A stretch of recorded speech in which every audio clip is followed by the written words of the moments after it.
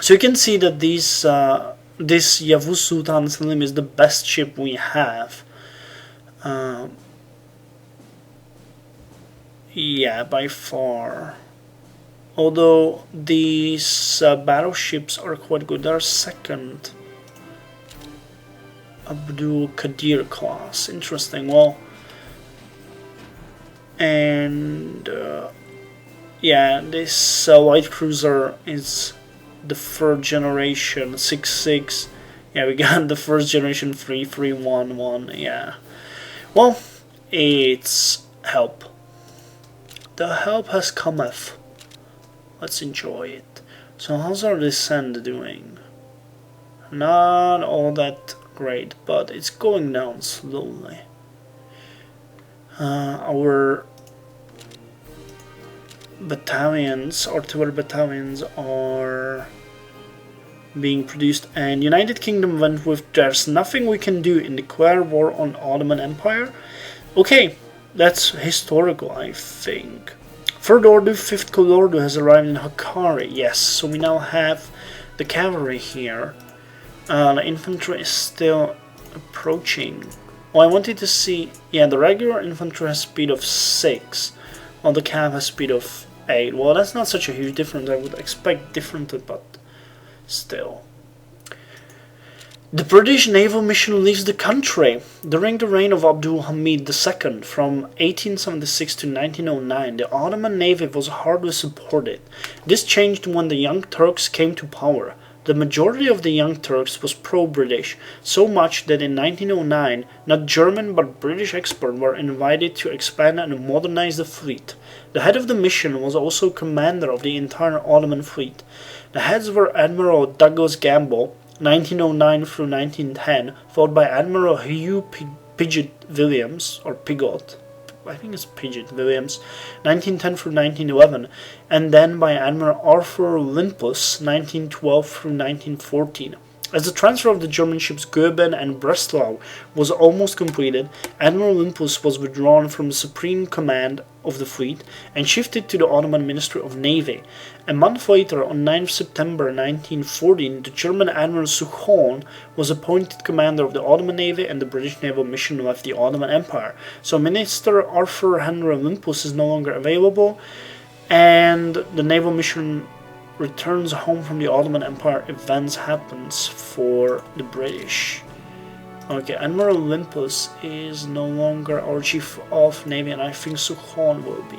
Yes, Wilhelm Suchon. So that happens automatically. No need for us to deal with it. Our units are moving. Things are looking fine. Greece has failed to steal one of our blueprints. You bastards!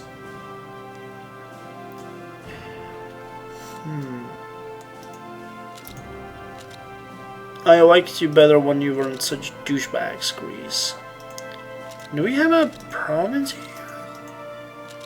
Kalymnos is controlled by Italy. The Lastas declared war on Constitutionalistas. No, I don't think we have anyone here, but... Oh, it's probably because this is, the border of Denizli, so we can see. Oh, and we got an offer from Hungary. No, Austria-Hungary. So Austria, there's no Hungary in the game yet. Alpha Focus. They will trade us point-free supplies from 1.2 metal. You know what? Let's go with it. We can handle that. So are our units moving in the right direction? Ah, damn! Look at that. Persia had Russian Empire occupies the Northern Territories event. Yeah, so they lost Razaya, Tabriz, and a couple of others. And they probably had some other event which I cannot see. Yeah, United Kingdom had protect the oil fields in southern Persia. You can see that at this point we have British Raj spanning all the way from India to us. So we just had another front open. So I'm kind of glad that I sent the Fourth Order here. I'm going to send you guys to El Amara. To be honest, you know, you go to Konya and then you go to El Amara, and hopefully we might be able to attack Ahvaz and take it unless the enemy will be strong there. Okay, and the third army is getting ready. Everything is looking fine, so let's let the time pass for a bit longer.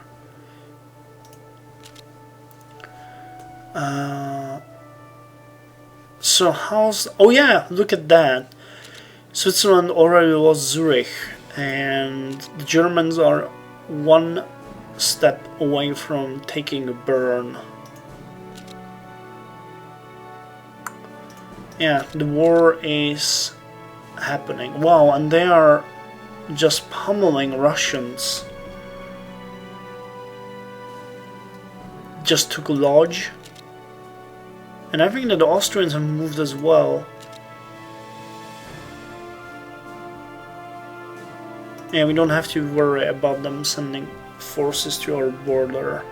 Greece went with decline in negotiations with the Entente. The British naval mission reached the country happened to us. Oh wait, that's not the new wing. Russia had the Sacred Union. Okay, well, they're already suffering from dissent. So, no worries, we are going to join the war soon. But I just want to position my units correctly. Okay, so we already have British Raj units in Ahva. That's bad. These guys will take forever to get there.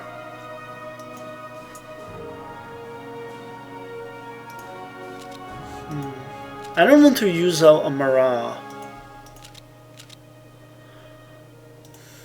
On the other hand, I would like to take Kuwait.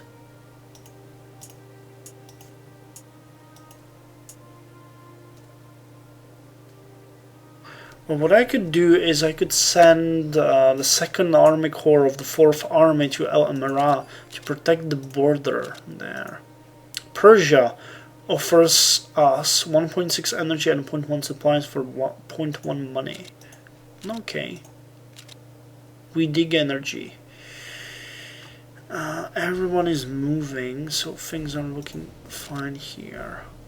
Census tabulating machine will be ready soon. It's 11th of September 1914. United Kingdom has failed its American campaign against our government. You bastards.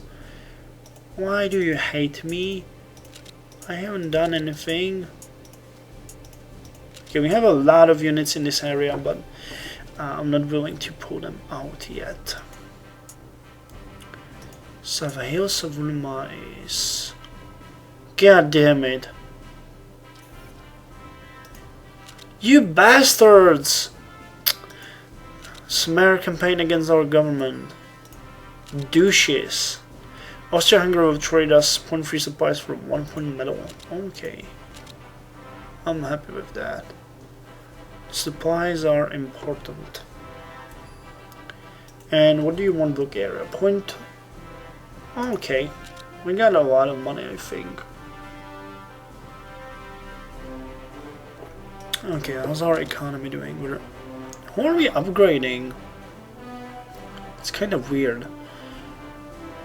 Production is happening, units are moving. Okay. So we got... yeah, almost ready at the northern front. But what are we going to do here with the British Raj spanning all the way to here? That's a problem. Unless British Raj moves away these units, we will get seriously hurt here.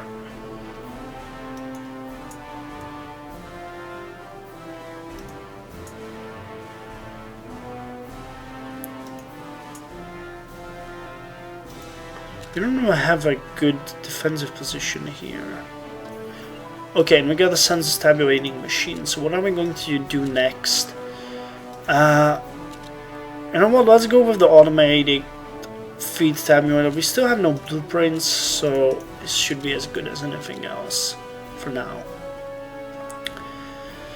Russia had Kiev is lost. Oh god!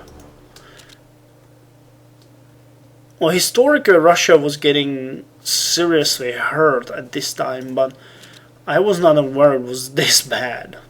They lacked a lot of things like shells and weapons, so even by weapons I really mean like rifles. There were hundreds and thousands of soldiers that didn't even have an issued weapon, so they were just pretty much defenseless in the face of the enemy, which was, by the way, one of the reasons why in 1915 there was the new front in Gallipoli, because the Allies, meaning Great Britain and France, or United Kingdom and France, they were trying to conquer the Dardanelles and the Bosphorus Strait, because that would mean that they can supply Russia with weapons and ammunition and other war supplies, while Russia could send them food and grain and things like that, which were stuck in the ports here. Okay, come on guys, we really need you to get there, because once you do, then we actually have at least a slight fighting chance. Okay, I don't like the fact that there is an army corps in El Arish. Hopefully it won't mean a lot for us. Okay, we got the new 7.7 FK96 and a second one. Join the Central Powers. Oh yeah, it's the 21st of October, so it's 3 days after, and the game forces us. Only a small group of the leadership of the Committee of Union and Progress was in favor of entry into the war on side of the Central Powers. The Ottoman Minister of War Enver Pasha was the leader of this group. There had been numerous unsuccessful attempts to persuade the Ottoman government to enter the war by the German Empire. Finally, at the beginning of October 1914, Enver promised to obtain an entry into the war until mid-month. In fact, he achieved to convert the minister Talad Bey, Minister of the Interior. Convert? Oh, okay, see, well, I get it now. Jamal Pasha, Minister of the Navy, and Halil Pasha, Speaker of the Parliament, to his faction. To be able to convince the government, Enver demanded gold worth 2 million Turkish pounds for the Ottoman army from the German Empire. The last rate of the payment reached Constantinople on 21st of October, but Enver overestimated his influence. Talad and Halil changed their minds. The gold payment was accepted, but the promised entry into the war failed to materialize. From that date, Enver ended his efforts to convince the Ottoman government. Okay, so we can accept, which means we will get plus 50 money, plus 500 supplies, and we get plus 20 relations with Germany, alliance with Germany, and we will get the general mobilization event, or keep the gold. Money plus 50, stockpile by 500. Okay, you know what, historically we would already be at war with them, so I think that we could do it.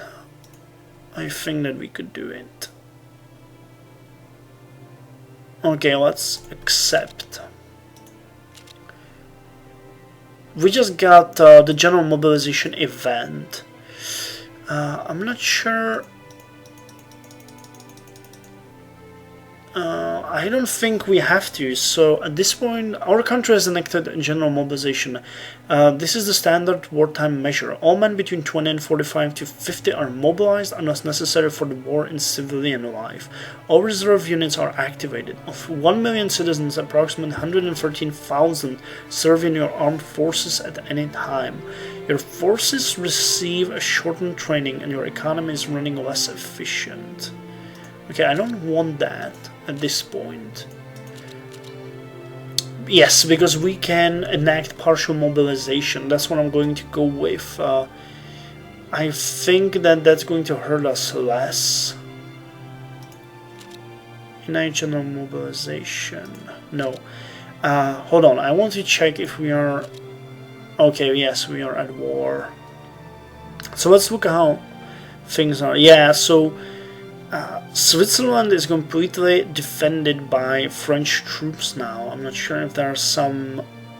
Yeah, there's one army corps of Switzerland left here, one here, and Lugano is completely occupied by French armies only.